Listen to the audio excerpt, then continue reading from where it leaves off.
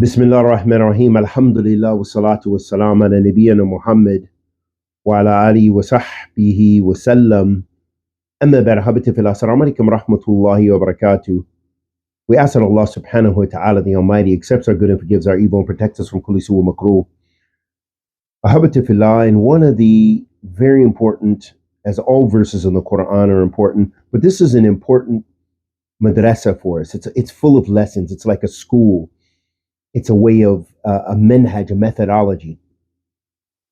And Allah subhanahu wa ta'ala says, في كتاب الكريم واستعينوا بالصبر والصلاة وإنها لكبيرة إلا للخاشعين.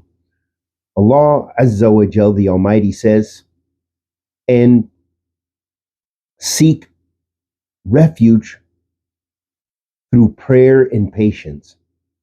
For verily, prayer is something huge except for those who fear Allah. Illa al-khashi'in, except for those who they have this humility. Imam Ibn Jarir al-Tabari, rahmatullahi alayhi, rahmatin wasi'ah, he states, وَسَعِينُوا بِصَبْرِ وَصَلَاةٍ, that this part of the verse where Allah subhanahu wa ta'ala says, seek help and patience, he says, seek help in fulfilling the pact that you have made in the book or in your book from being obedient to me, وَإِتِّبَاعِ أَمْرِ, and following my command, and leaving off those things of desiring leadership and loving the worldly life, all the way until you, those things, or even those things that you dislike, meaning that you should do those, you should fulfill the commands that you dislike, which are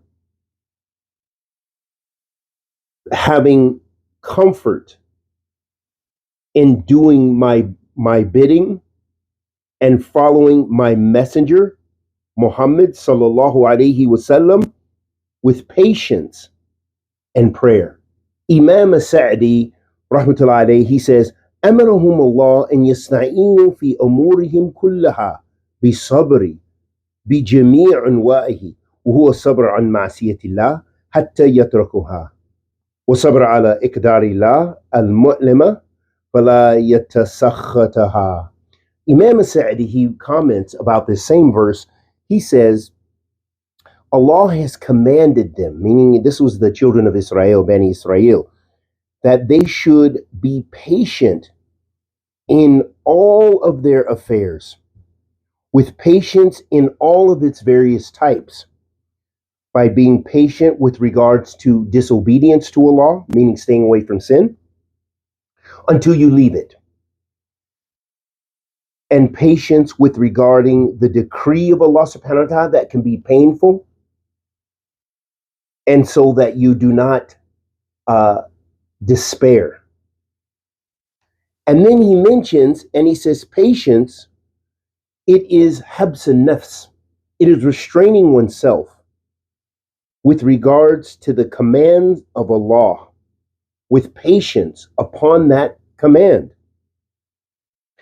and seeking the best of assistance in all of the affairs, and the one who is patient with these commands of Allah subhanahu wa ta'ala, Allah is patient with him. Lastly, in a hadith of Rasulullah sallallahu alayhi wa alihi wa sallam, the hadith of Anas ibn Malik radiyallahu ta'ala an, قال مر النبي صلى الله عليه وسلم بامرأة تبكي عند القبر فقال اتق الله واصبري قالت إليك عني فإنك لم تصب بمصيبتي ولم تعرفه فقيل لها إنه نبي صلى الله عليه وسلم فأتت النبي صلى الله عليه وسلم فلم تجد عنده بوابين فقالت لم أعرفك فقال إنما صبر عند الصدمة الأولى. This hadith of Rasulullah sallallahu alayhi wasallam, the hadith of Anas ibn Malik radiyallahu ta'ala, the Prophet sallallahu alayhi wasallam, he was walking past a grave and he saw a woman there crying at a grave. And he said to her sallallahu alayhi wasallam, ittaqillah wasbari, fear Allah and be patient.